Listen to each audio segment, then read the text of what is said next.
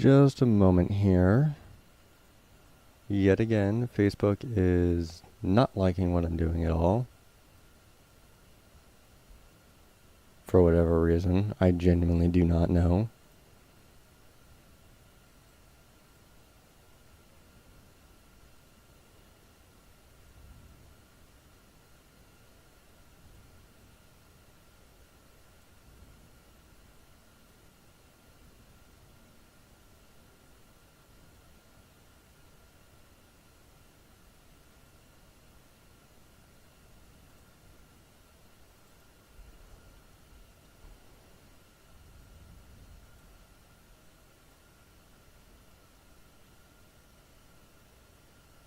Okay.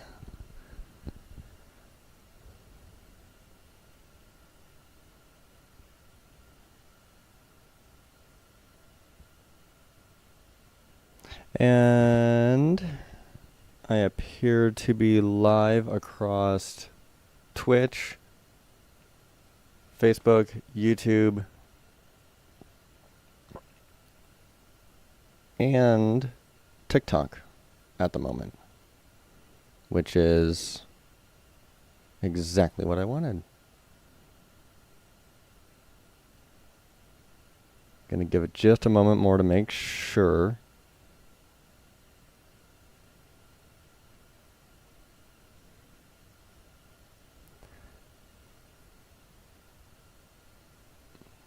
Because I've got a personal phone set up that notifies me when I'm live on my other channels. Just give me just a moment here. It's supposed to notify me about YouTube. It won't notify me about Facebook because I don't have the Facebook app installed on my personal phone. But at any rate,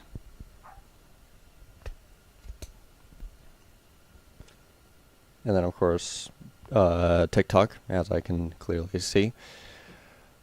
Okay, so I'm just going to go ahead and start off, first of all, by introducing myself. My name is Blake, and this is Live with Ebbs is the name of the live stream.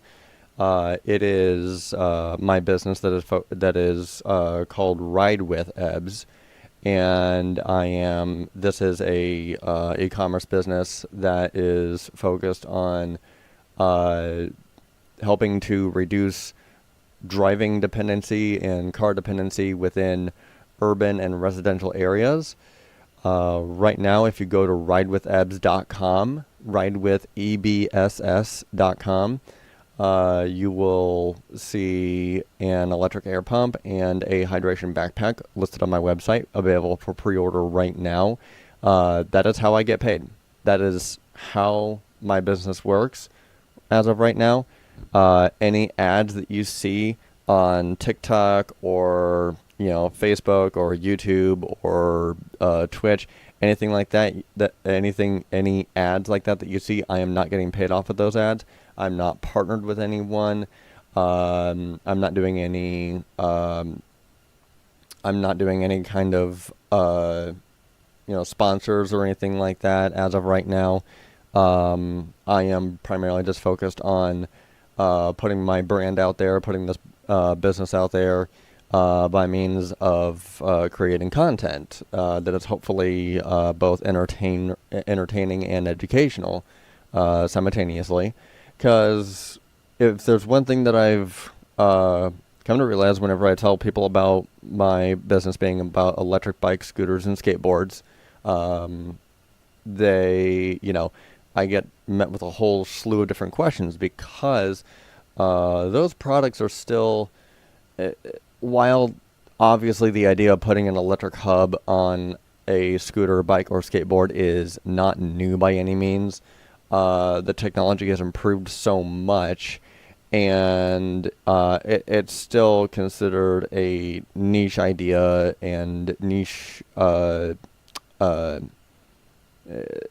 what's been done in the industry is very niche. The amount of people that want an electric bike, scooter, or skateboard in comparison to the people that want a sedan, truck, van, SUV, whatever, it is it's so heavily tilted the other direction. It's ridiculous, which is part of what it is that I'm doing. Working on, pushing it the other way for practicality's sake and for the safety of everyone. So that is ultimately what I am doing here. Again, the name of the show here is Live with Ebbs, because I'm live streaming, and it is still about electric bikes, scooters, and skateboards. And then the name of the business is either Ebbs or Ride with Ebbs, depending on if you don't have much time to say. Whichever way you want to say it, totally fine by me, as long as it gets the point across. That is the main goal. At any rate,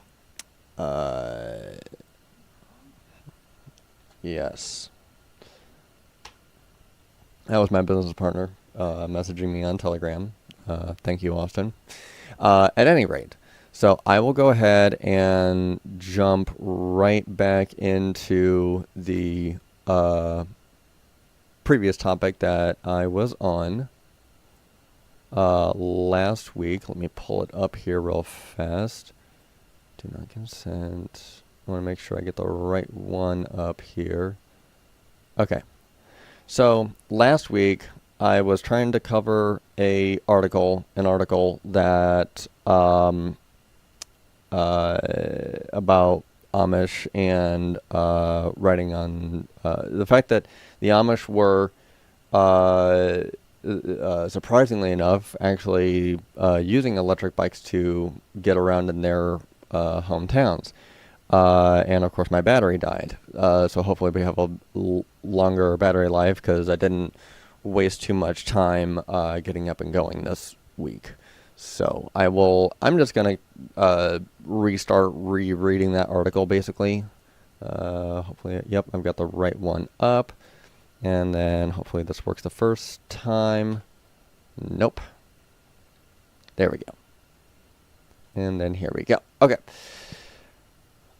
Amish communities are using a surprising new kind of vehicle to travel long distances quicker.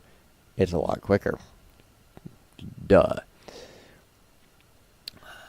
Electric bikes, as many have discovered in recent years, are a highly convenient mode of transportation. They're much cheaper than electric vehicles, faster than walking, less physically arduous, I want to say, yeah, than, need to interrupt the live for like 5 minutes. Alright, give me just a moment. I'm going to see how I don't think I can pause this. Actually, hold on. Let me double check something real fast. Now, I'll just keep it right here for a brief moment.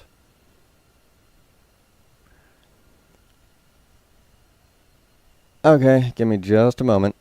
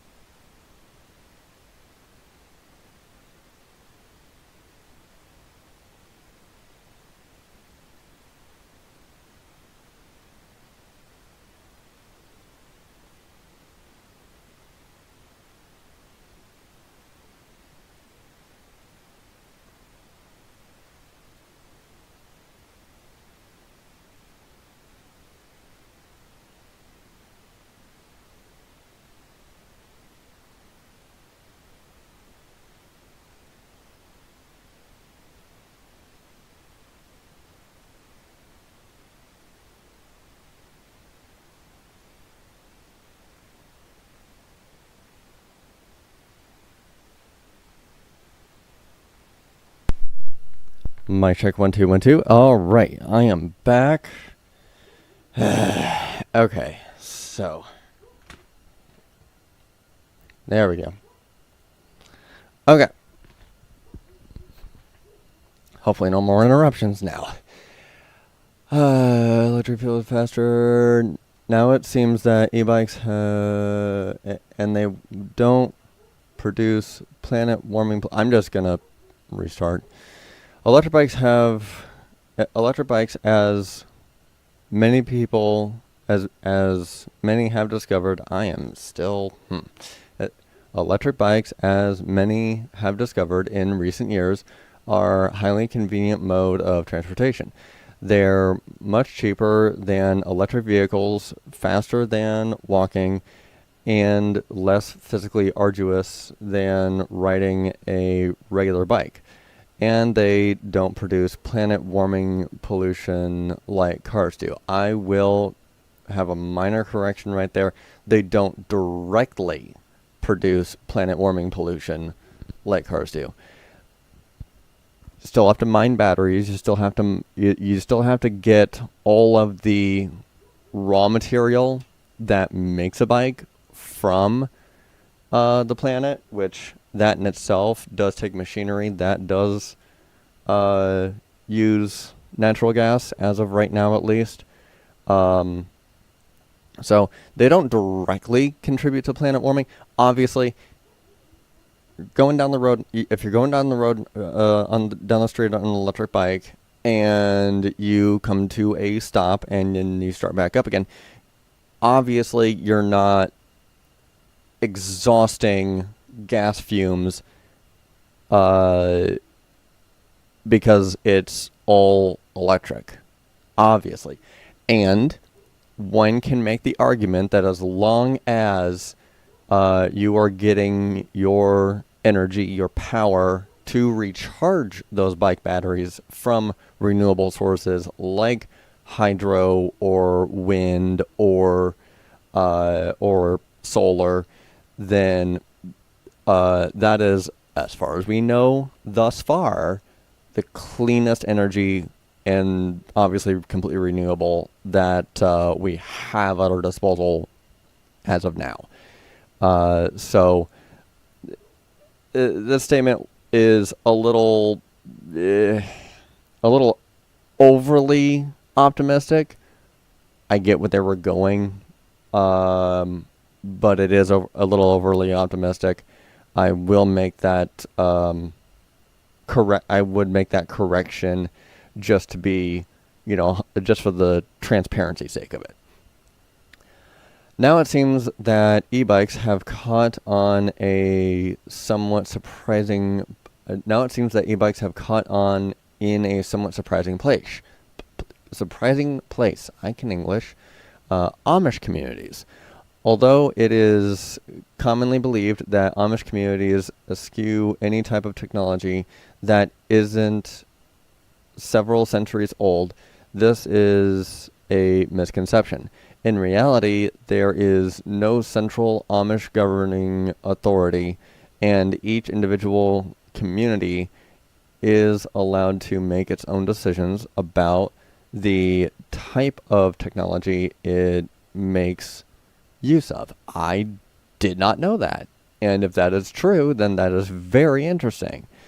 I'm just going off of what this article is saying. I know very, very little about the Amish as a whole. As a community or tribe or lifestyle or whatever, however they define themselves. I know very little about it, so I'm literally just going off of what this one article says. It wouldn't surprise me to learn that they are more technologically advanced than what I have been led to believe pretty much all my life. But on the other hand, I do understand that, that they do tend to at least skew in older-fashioned ways of doing things. They like to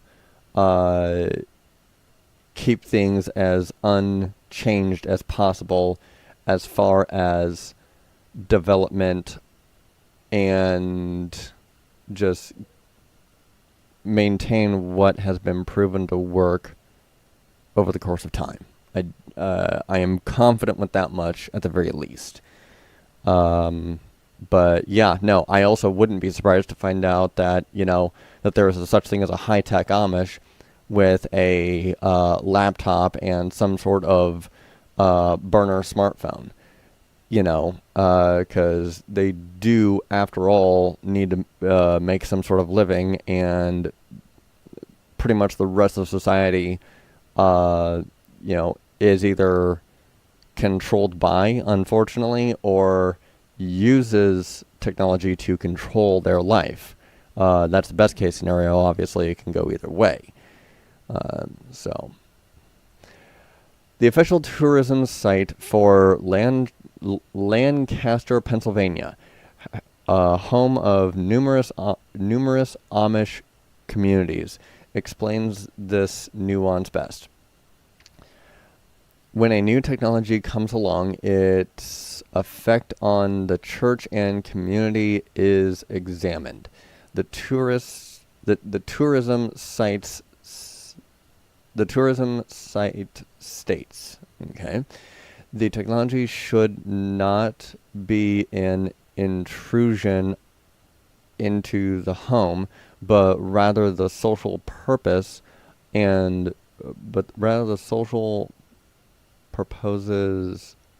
rather to serve the social purposes and goals of the group. I butchered that, I'm aware. With that in mind, the Amish often repurpose the technology in a sense to align with their community beliefs. Okay, I can get behind that. I can absolutely get behind that. So, yeah, that seems like the same way that I've treated technology basically all my life. I am not, from what I read here is how I treat technology in my daily life right now. I'm not just going to go out and get the latest and greatest smartphone every year it comes out because it's the latest smartphone that came out. I'm going to look at it in the bubble of my life and see if I would truly benefit enough to justify. Right now, my personal daily driver is the Pixel 6 Pro 128 gig. I am looking at upgrading to the Pixel 8 Pro 1 terabyte. Because of my use of my GoPro. I would like to be able to download video footage from my GoPro without feeling like I can't hardly put anything else on it because the footage from my GoPro would take up so much space. Because I've got a 256 gig micro SD card on my GoPro. That's the largest one that would work according to GoPro themselves. So, to be able to offload my footage because, mind you, even though, I've got GoPro's cloud storage subscription and even though I have, I plug it in whenever I get home and it uploads automatically and everything like that, there are some scenarios, some cases, some moments, sometimes where it doesn't always upload all the footage I had on it. So I do have to wind up transferring that footage from the Hero 8 to my Pixel 6 Pro, and that does take up a lot of space on my phone. So I'm looking at the 1 terabyte being the highest storage option that I have, and also 1 terabyte is just a nice, beautiful round number for, as far as storage on a phone is concerned, with no external storage option. Am I going to get plenty of use out of that phone with that amount of internal storage? That's why I'm looking at getting it. There's a reason why I'm personally as involved in Google's ecosystem as what I want to. There are some instances where I'm not in Google's ecosystem because other ecosystems suit my lifestyle better.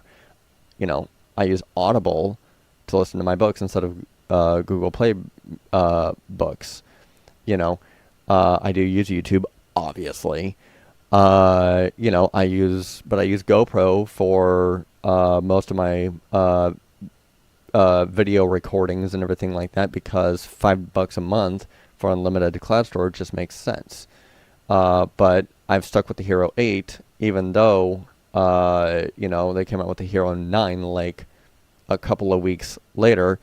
I didn't see the need to upgrade because of the way I'm using my GoPro for just recording me and creating a digital time capsule and everything like that. Plus, you know, the transparency and security of, you know, just having my GoPro on me and, hey, were you at this place at this time? No, I actually wasn't, or yes, I was, but this happened this way, not that way. You know, whatever the case is like that. I eliminate he said, she said like that. It's a matter of security. But rather that, yeah, so it's, I use technology to my advantage, and thus there are some things that I have that make sense for my everyday use, and there's other things that I don't have. You know, I don't have a Tesla because my commute to work is local. And also I live in an apartment. Why do I live in an apartment? I don't want the responsibility of a home. I don't want the responsibility of the maintenance of a house. You know, that's even aside from, you know, whether or not the market's all the way up here or all the way down here. You know, to me, that part's mostly irrelevant. Mostly irrelevant. You know, if the market's on fire the way it is right now, I'm never owning a home. If anything, I would absolutely just invest in real estate. But you know, there are some ways as to where, you know, there are certain things that, certain technologies that I have invested a lot of effort and money into that absolutely suit my needs, that absolutely suit what I want to do, that absolutely serve me.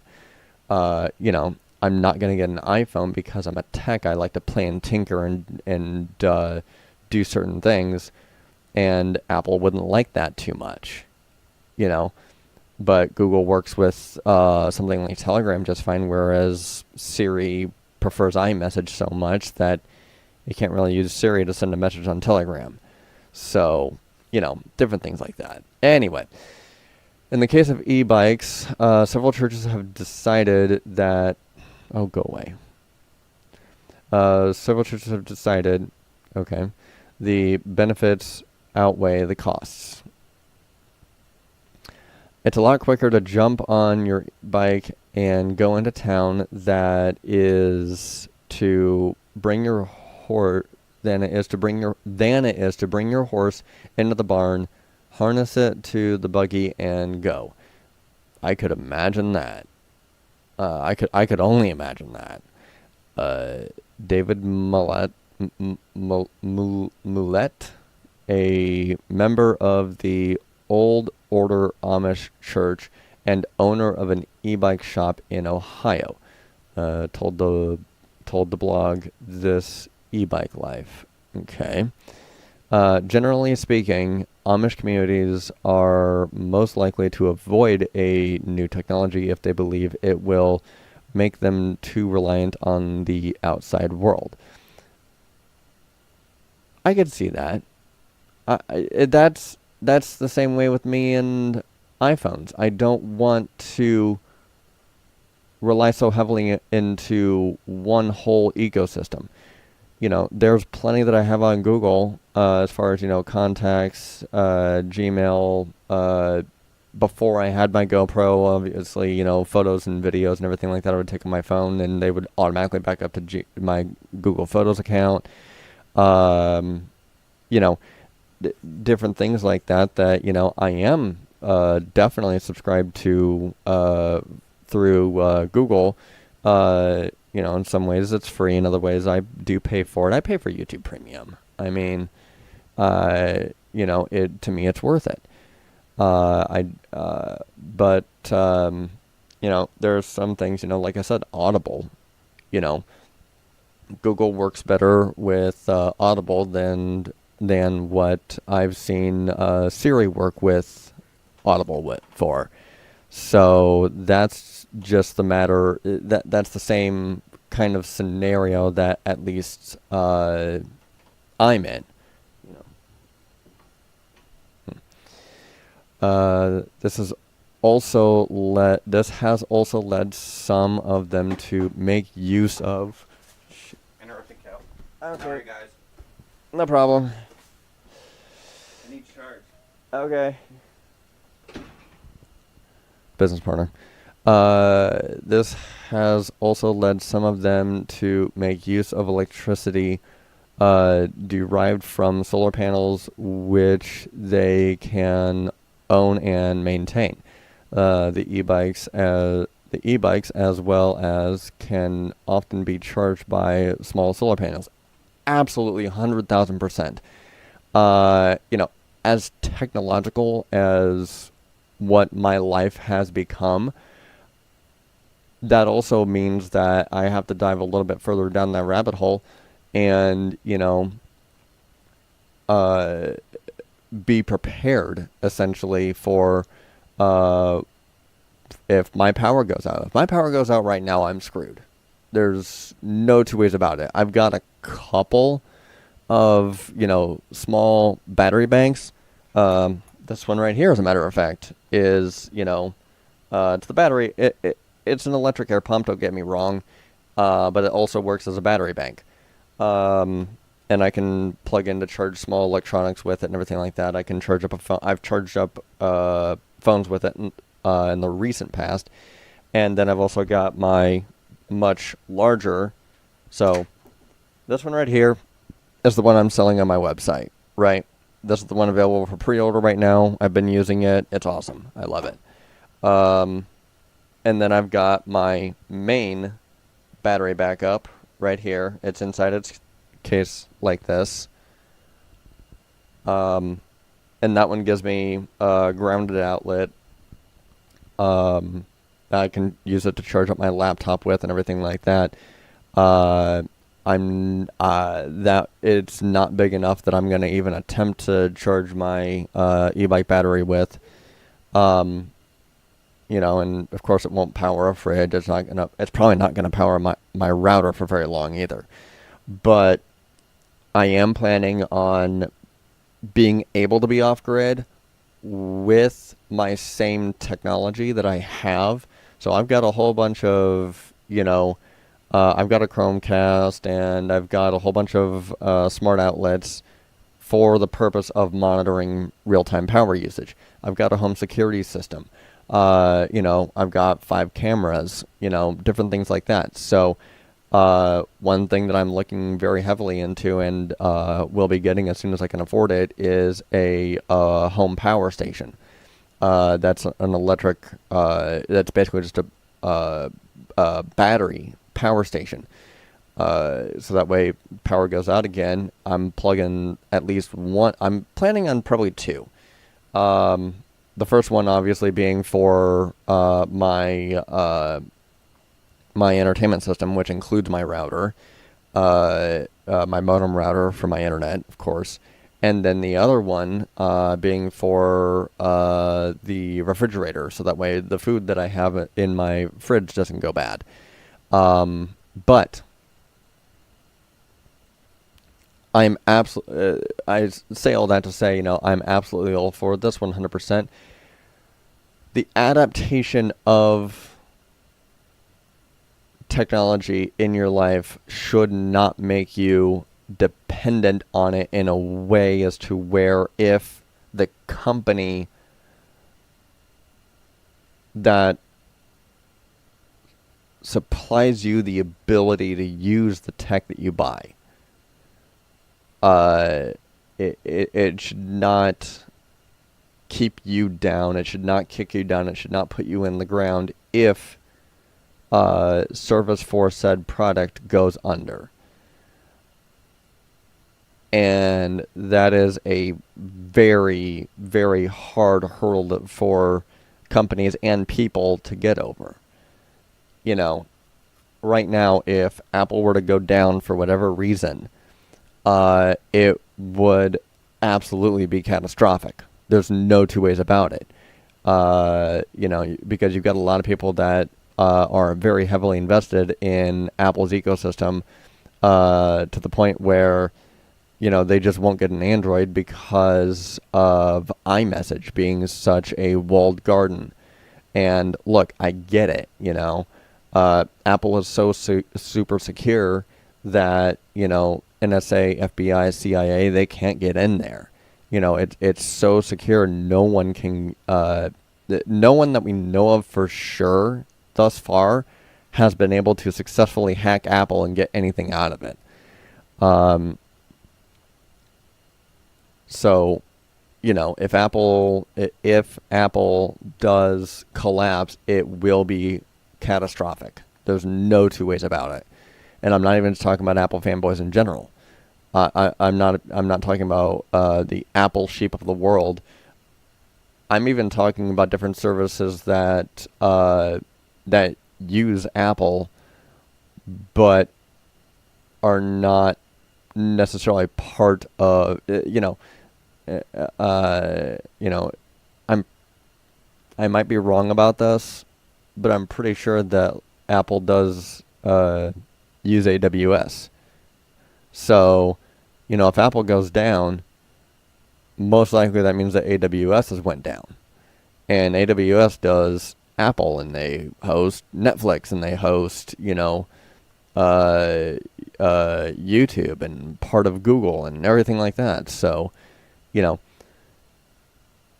whereas if those services go down, but most people have, if you have a network, a home internet network that does not need to ping another server or, several servers across the world, then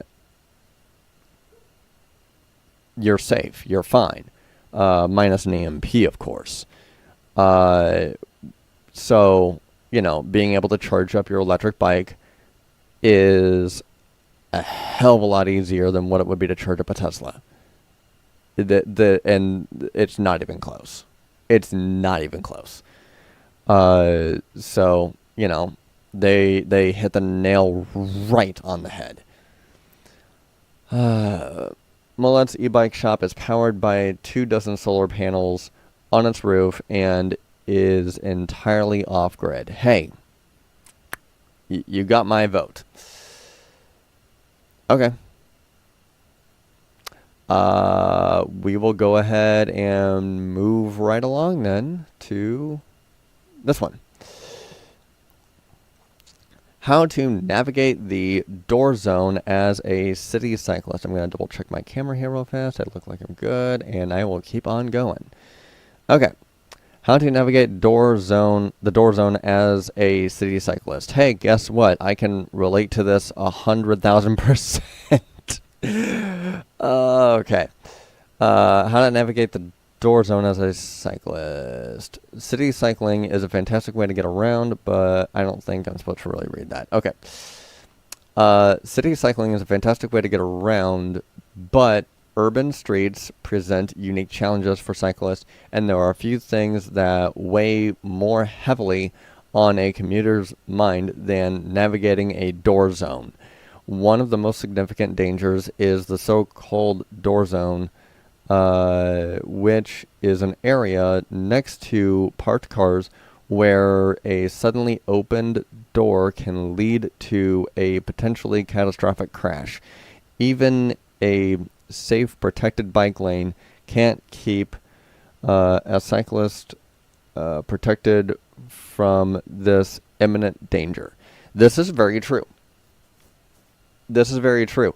This is part of the reason why, under certain circumstances, if the bike lane is right up against the sidewalk, and the other side of me is moving traffic, that's totally fine. That's totally fine, assuming that there's not like broken glass or whatever kind of bullshit in the cycling lane. That's totally fine. The only thing that still sucks about that is, especially in Fort Wayne, too often is it still not a protected bike lane. It's not a segregated bike lane. It's not, it's just paint. It's literally just paint. I believe that the slang term for it is called a bike gutter, or something that has to do with the gutter, which is, it's a term that was made to. It was a term that was made to be like, hey, this isn't enough, and if you spend any time on a bike, you'll know this isn't enough. But of course, the people that make these things don't spend any time on a bike, at least not, in city areas, so you're gonna get bullshit like this.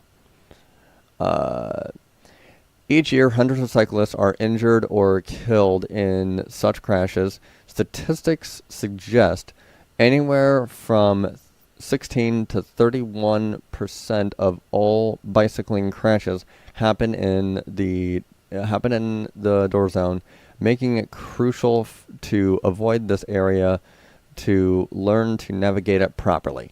Yeah, absolutely. I can absolutely I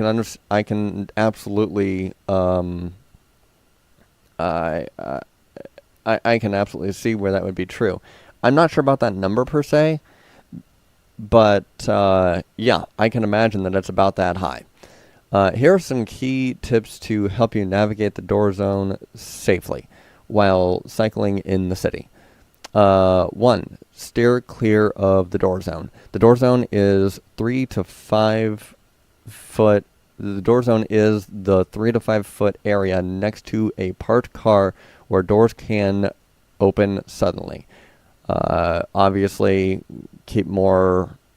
lean more towards the 5 foot distance than the 3 foot, just on the off chance that you think it's 3 foot and it really winds up being 4 foot, so you're screwed. Imagine it's the length of a standard car door when fully open. To prevent collisions, always ride on the left side of the bike lane, ensuring that you maintain a distance of at least 3 to 4 feet from parked cars. This position significantly reduces the risk of a door being flung open in your path.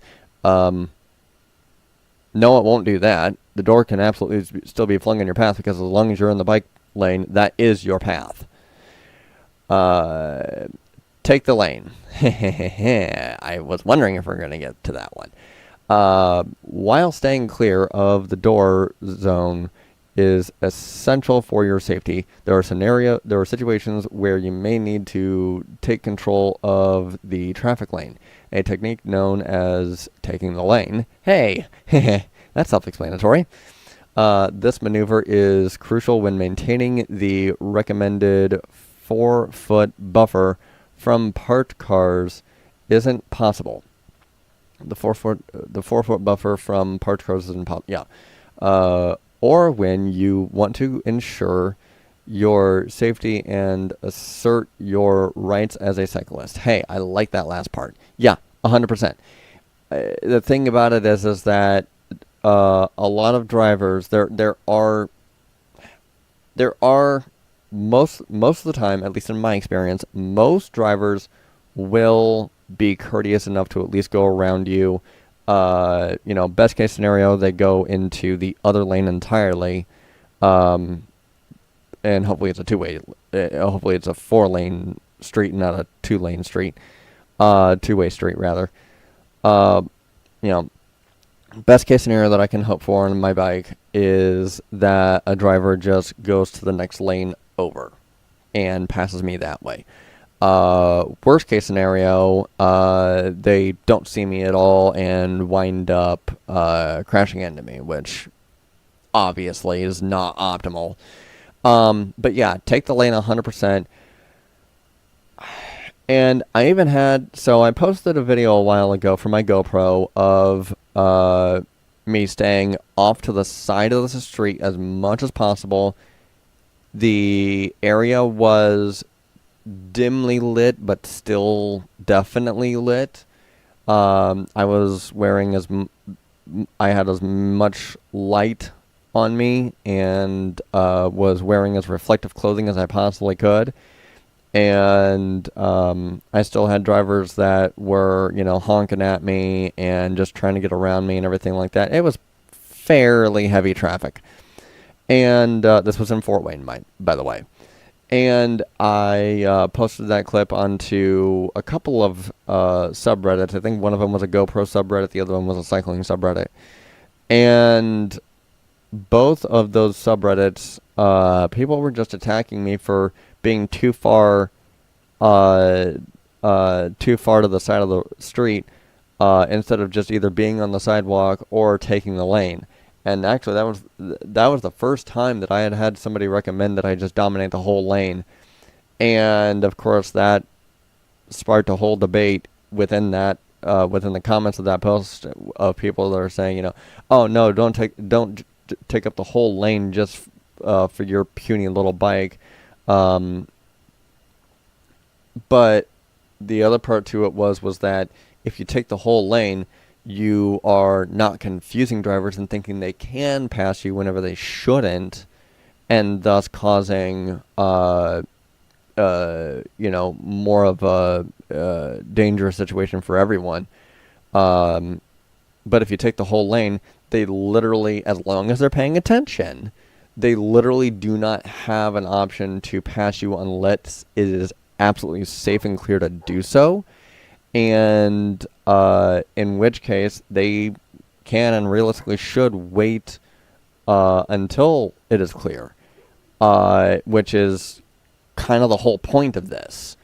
If you as a driver are, if you as a driver are being that dangerous or driving that fast in an urban or residential area, that, a cyclist that may be going a reasonable speed, it may not be up to the speed limit, but at least in my case, I know whenever I get on my bike and I'm going somewhere, I'm riding on the street with traffic, I am pumping, I am pedaling like crazy. And it's not necessarily to race drivers. It's not necessarily to try to beat drivers. It's more of me being in a race with myself. I know I'm not going to try to compete with a driver that's doing 35 miles an hour. I'm not going to do that. Especially not with all the gear that I have on me. Even with my bike being super lightweight, my gear, because of the fact that I've got a super lightweight bike, I can take, have all my gear on my back and everything like that. So, I'm not super weighed down. I've got lightweight gear where it counts, and so that allows me to have all the rest of my gear on my back and have a full face helmet and everything like that.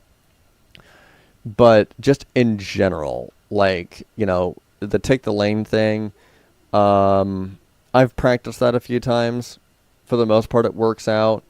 But at the same time, I still wouldn't really recommend it unless you've got just straight up calves that are like half the size of your body.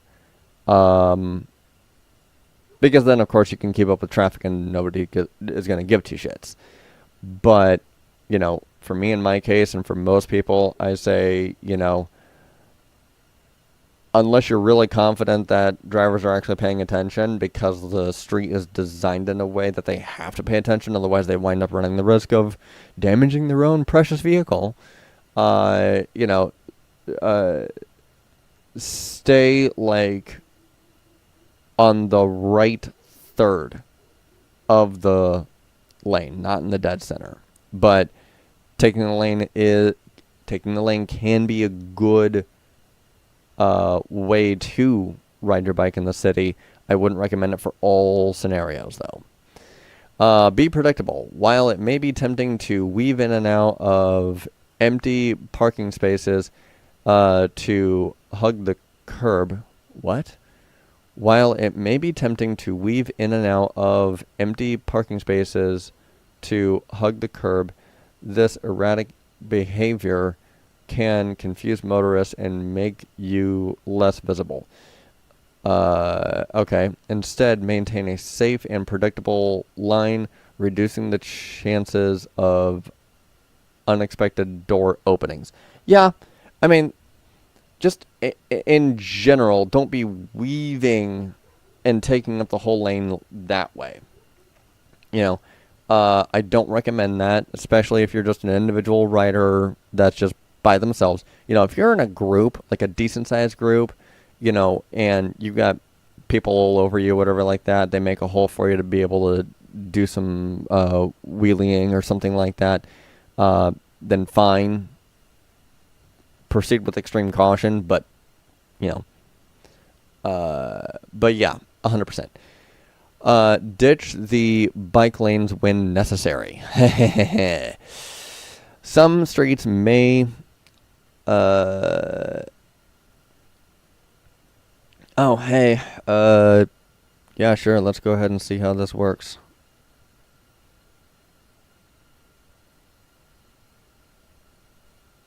I'm not sure how the hell this is gonna work, but I'm on TikTok right now, but the same guy just sent me an invite to go live together. So if this works out, then great. I don't know how well that's gonna work, but screw it. Some streets may have the bike lanes placed too close to parked cars, putting cyclists entirely within the door zone. Contrary to what some police officers may believe, and definitely the majority of motor vehicle drivers, the law only dictates that cyclists should ride as close to the right as safety permits. Yep, and I will say that if the bike lane places you at risk, don't hesitate to ride in the traffic lane, taking only as much space as needed to ensure your safety. Yes. Okay. So, this is what I will say, is that as a cyclist myself, if I would have maintained the laws of cycling to a T whenever I'm riding with traffic on the street, I would not be here right now. I straight up would not be here right now. There have been times where I've had to blatantly break cycling laws in order to survive. There's just no two ways about it. You know, and it's scary. You know, the law doesn't always protect you. It's not always in your best interests. So you cannot abide by the law 24/7, 365 and expect to live any kind of reasonable life. And some laws are just not made.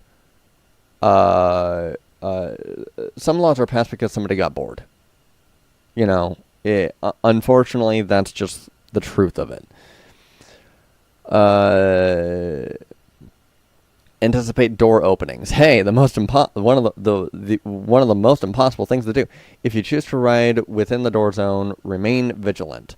Keep an eye out for parked car occupants and be prepared to come to a sudden stop without swerving. Staying attentive is key to avoiding dangerous situations. Assume every driver will not look or care about your well-being. Well, okay, yeah, that's fair. That is absolutely 100% fair. I've had drivers that, you know, they didn't mean anything by it, but they were just straight up not paying attention. I've had drivers that they were on their phones while making a turn, even though the light was red and I was, you know, full speed ahead, and I had to come to a grinding halt. You know, or I had to, you know, take evasive maneuvers or whatever the case was to make sure I didn't wind up T-boning the side of somebody's car because they just straight up were not paying attention. you know, a case for showers? Sharrows. A case for sharrows. Although sharrows or shared road. Oh, okay. Okay. Have been much aligned. Have been much mm, maligned over the years. Even here in Momentum, these when these road markings were first introduced, it was to encourage motorists to provide cyclists with space and discourage riders from venturing into the door zone. These markings serve as a reminder to motorists that cyclists are entitled to their share of the road. So in this instance, when used properly, there is some degree of assistance that they provide. If there is a notorious door zone in your area, considering asking your local representative or city worker or city works department to add sharrows as large and bright as possible. Okay, so here's the thing about this. Paint isn't infrastructure. I'm going to say that again as clearly as I possibly can. Paint is not infrastructure. It should not be a replacement for infrastructure. It should not be treated as infrastructure, because putting up sharrows, I'm assuming they're talking about this bullshit right here. This is the cycling, the urban cyclist equivalent of putting up a gun-free zone, a gun-free school zone sign at a school, and expecting the bullets to just magically be like, oh, we're not supposed to go through this glass door because there's a sign here that says we're not allowed to, and they backtrack right into the barrel of the gun. It does not work. It doesn't work. There are countless examples of one of my previous live streams. I was showing the fact that there were city work trucks and other vehicles that were legitimately parked on the sidewalk. On the freaking sidewalk. Like, it wasn't even designated as a loading zone. They were parked on the sidewalk. They were parked on the cycling lane. Drivers do not care. They're going to do what is most convenient for them, and that's just the beginning, middle, and end of it. They're going to do what's most convenient for them, even if it means being super inconvenient and dangerous for other cyclists. They just are. So, yeah, no, sharrows and other paint is not infrastructure. Know your road rules. I hate that people use the word road so interchangeably from street. My understanding, based on the YouTube channel Not Just Bikes, which I believe probably got it from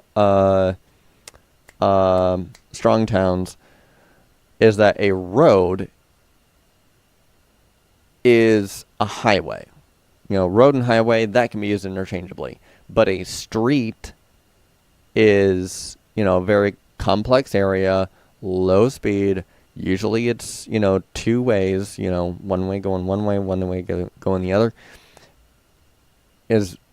And, you got a whole bunch of twists and turns and intersections, everything like that. 4 ways, 3 ways, 5 ways, everything. You can have roundabouts and different things like that. Roads are, you're never going to see a stop sign on a road or a highway, right? You're never going to see you're usually not going to see a traffic light on a highway. So I hate that roads and highways have been used so interchangeably. Familiarize yourself with your state's road rules and regulations, especially those pertaining to cycling safety. In some areas, bike lanes include angled lines that signal cyclists to stay outside the door zone. Okay.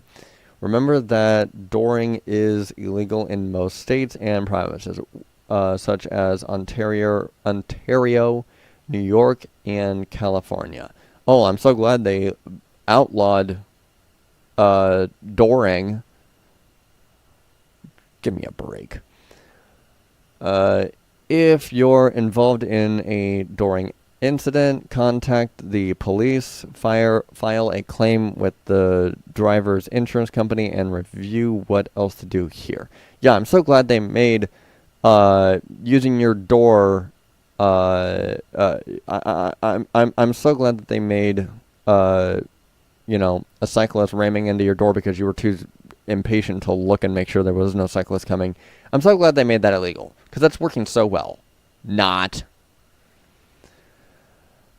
Navigating the door zone as a city cyclist requires vigilance, awareness, and assertiveness. Yes, yes, and yes. By following these tips and taking steps to promote safer cycling conditions, you can significantly reduce the risk of encountering a suddenly opened car door, and enjoy a safer, more confident cycling experience in urban environments. Always prioritize the safety and adhere. Always prioritize your safety and adhere to the rules of the rules of the road to protect yourself and others. Okay. One other thing that I will mention about this whole article. Yes, it was written in a way to give tips and tricks at navigating the door zone as a city cyclist. However, this is back to another point that I made in a previous live stream about the fact that, no, actually, I don't think I ever went over this because I don't think I've shared this one yet. So there is, I have seen the video that was talking about how safety is a two-way street. Being that you got a girl that's getting ready for the day, she has, earbuds in, hoodie on, because it's fairly cold, and she wants to go for a walk. She taps on the button, she waits at the crosswalk to give her the green light to cross, and whenever the red light turns green, or white, whatever, walking light, whenever the light turns to a walk light, she proceeds to cross. And then you've also got the driver who is very distracted, eating, texting behind the wheel, in motion. And long story short, the driver does come to a stop. The driver comes to a screeching stop just before hitting the little girl. And the message there is that safety is a two-way street. And, of course, you got people like me that are up in arms about it because, no, there is more responsibility put onto the driver because of the nature of them having a bigger, faster, and louder vehicle, bigger, faster, more powerful vehicle, heavier vehicle, than being able to basically overpower a pedestrian. The driver has more responsibility to be safer on the street than the pedestrian does. Yes, the pedestrian still has some responsibility, but in the scenario that they showed, like I said, she waited at the crosswalk, she hit the button, she was wearing very reflective, high, bright, visible colors and everything like that. None of it mattered if the driver isn't paying attention. If the driver is not paying attention, she could have been in a freaking Iron Man suit. It would not have mattered. She would have been hit if that driver hadn't have looked up within the time that he did. So I am taking that stance on this and saying, okay, fine, it was written as tips for the cyclist, but there is the other point to it that drivers need to be aware.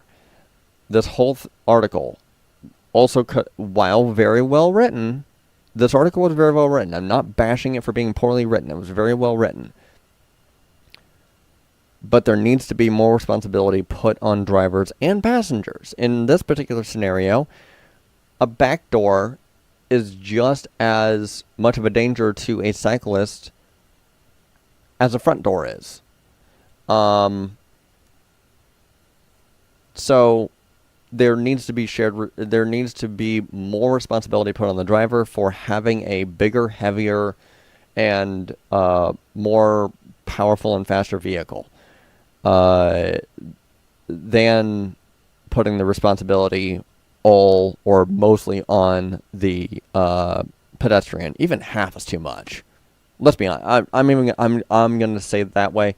Even half responsibility is too much. It needs to be more like 90% on the driver, 10% on the pedestrian. I'm just pulling numbers, but you get my point. So, anyway, double check and my camera's about to die. Okay, I'm gonna see if I can get through this one here. It looks like this one's gonna be. It looks like this one's gonna be a long one, so I won't do that one right now.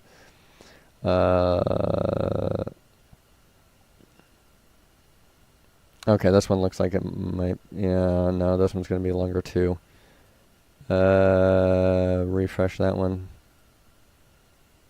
Okay. Board approves 150 new parking. Okay, so this one looks like it's going to be fairly short. Yeah. Okay, I'll just go ahead and go through this one real fast. Community Appearance Board approves new parking for Myrtle Beach. Let's see if we get an ad first. We get an ad first. Of course, we're getting an ad first. Okay, so the Myrtle Beach Community Appearance Board approved a 154 spot expansion of the Oak Forest Lane Costco parking lot on Thursday. The project manager at the meeting said many of the spots will be used by employees. Okay. Many shoppers said this is a much needed change. James Stonefield, who has lived in Myrtle Beach for 15 years, said the parking situation is bad at all hours of the day. Well, gee, I wonder freaking why. Over the past 2 years, with more people that we have coming into Myrtle Beach, it's harder and harder to get a parking space. Stonefield said. Sometimes my wife and I have to park very far away. Stonefield said he thinks the Costco parking has gotten so congested that it's a safety hazard. All the cars coming out and even backing out, it is so tight, and many times you just have to slam on your brakes because there's a car going in back of you. Okay. The new spot will match the look of existing parking and parking lot and be created in an area that is currently grass. However, not all drivers think this expansion is needed. Craig C.C. Crawley said he comes to Costco 3 to 4 times a week and can always find a spot. I just cruise the lot. Crawley says, sometimes I just put the seat back. Turn on some music, just enjoy myself for a moment, and then I can always find a spot there, here and there. The board did not discuss a potential timeline for the parking lot during Tuesday's meeting. Okay. I mean, it's one of those things where even like take Walmart's parking lot for example.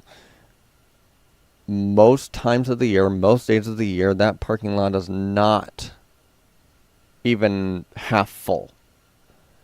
And there's a reason why.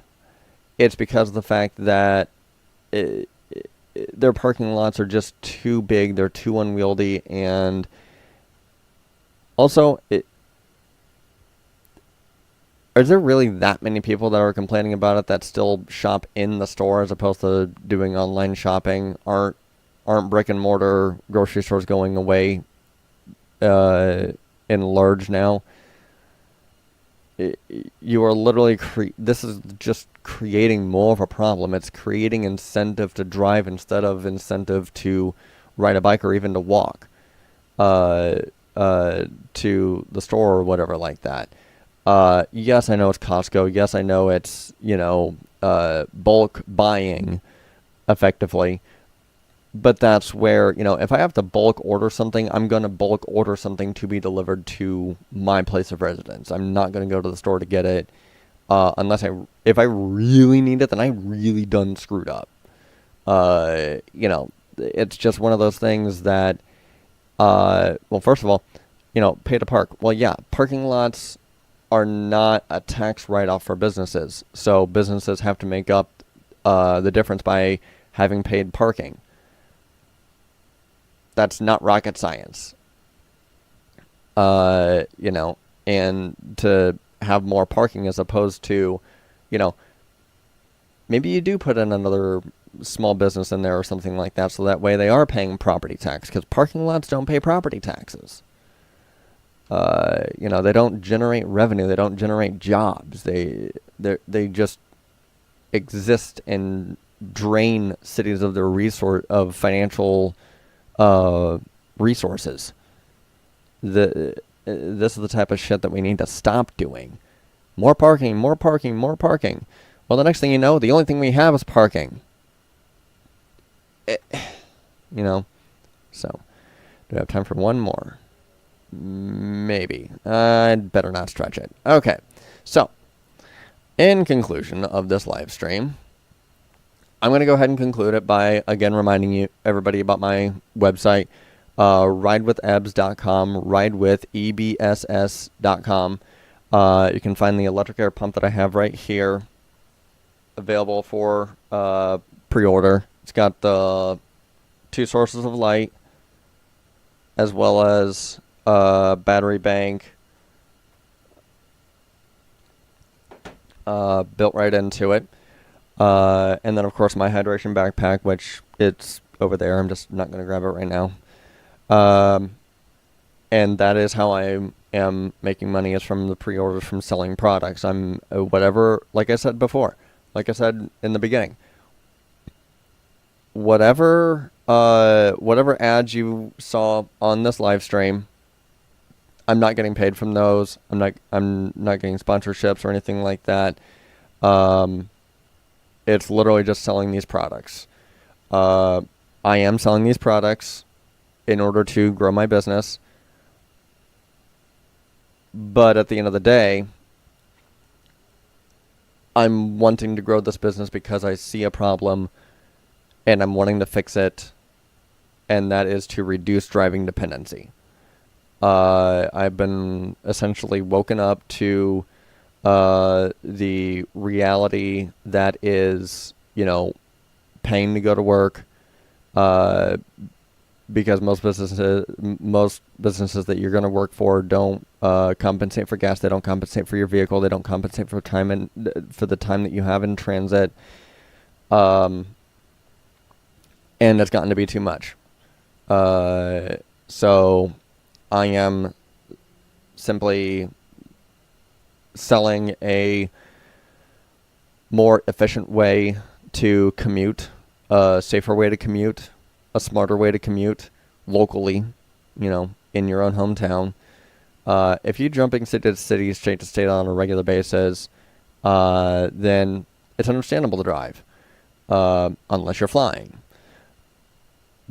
But if you're working locally, if you are going anywhere and everywhere you want to within your own hometown, it just makes sense to hop on a bike, scooter, or a skateboard. And the more people that do this, the safer streets can be for everyone. Children, elderly, parents, adults, everyone. It can be safer for everyone if people are willing to forego their car, forego driving, at least a majority of the time. So, anyway, that's all I got for you for tonight. I'm planning on being back next week. So, see ya.